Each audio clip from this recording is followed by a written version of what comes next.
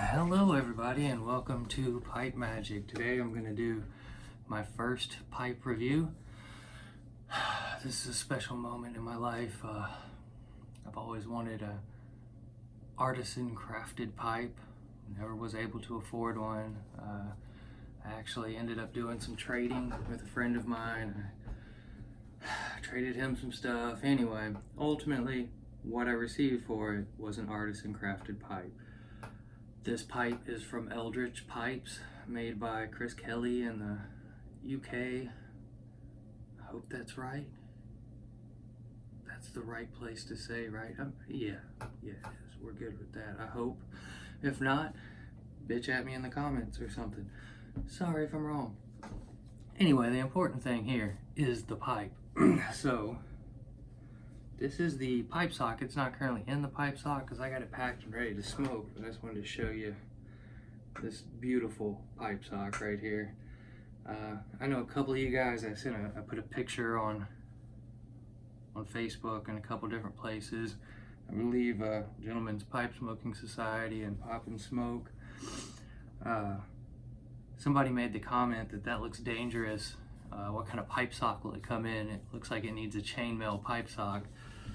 It doesn't need a chainmail pipe sock. That would have been awesome, but I'm super happy with the pipe sock that I got. So here is the pipe. This beautiful thing. That's crazy, right? Never seen anything quite like it in real life, mostly only on his site. This is the Viking Horn Berserker. One thing I find extra special about it is on his page, this isn't actually even listed. It's he's got the Viking Horn. There's no Viking Horn Berserker. There's not one listed with the awesome little spikes, I guess we'll go with. So I would say this is probably my most expensive pipe that I've ever owned. I have in the past been a little bit of it's a hole drilled in wood, you know, pipe's a pipe kind of person. And then I smoked this.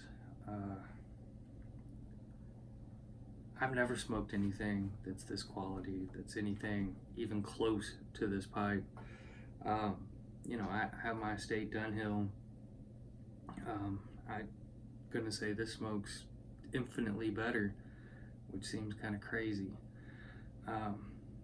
So it's a sandblast, and the sandblast is just absolutely beautiful. I'm sure you can't really see it very well, but it is one of the more attractive sandblasts I've ever seen. It's subtle, it's not super deep, but it is great looking, and that black, I mean, it is just pitch black, the whole pipe.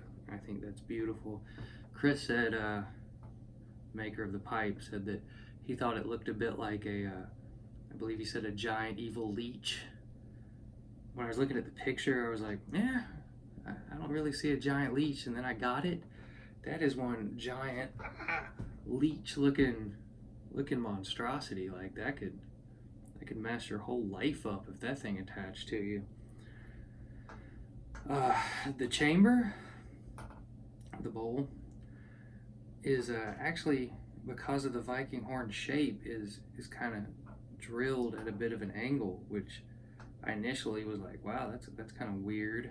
But even when tamping it and smoking it, it smokes perfect. I mean, it's the easiest draw I've ever had on a pipe. I mean, it's of course just absolutely gorgeous. I've never smoked a pipe its equal. One day, I hope that I have enough money and the ability. I need a 7-day smoking set of Eldritch Pipes. There's no question about that, I really do. It's a big pipe. It's a lot lighter than it looks. It is surprisingly light, even with the little metal thing, claw things.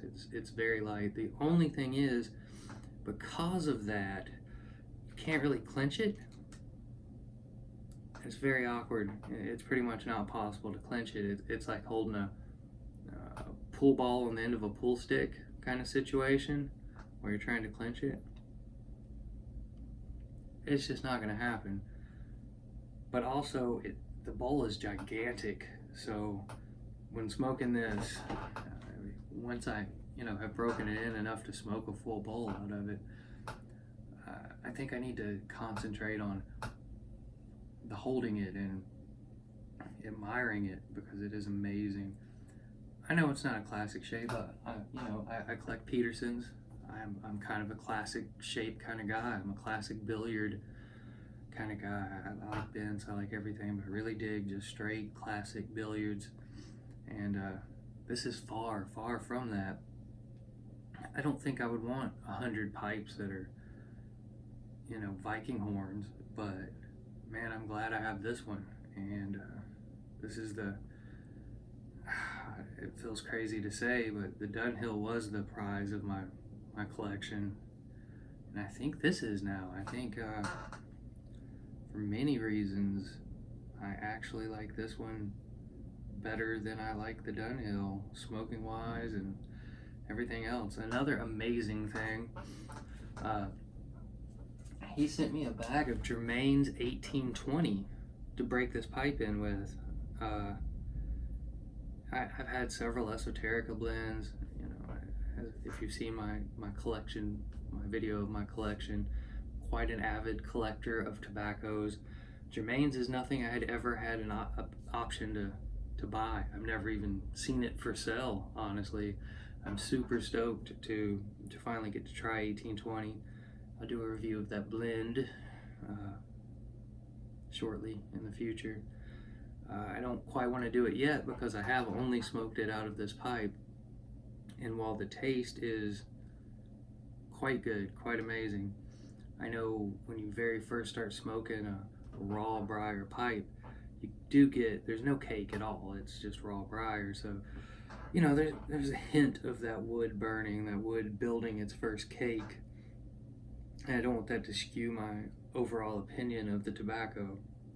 I would say he probably gave me an ounce. It's from across the pond, so 25, 70, 50 grams. I'm not sure, I'm terrible at math, and also grams to ounces. I've been better at that before, but right now it's just slipping my mind and not doing it for me, so sorry about that. So I'm going to go with a little less than to an ounce, so that's a good amount to be able to do a review on shortly.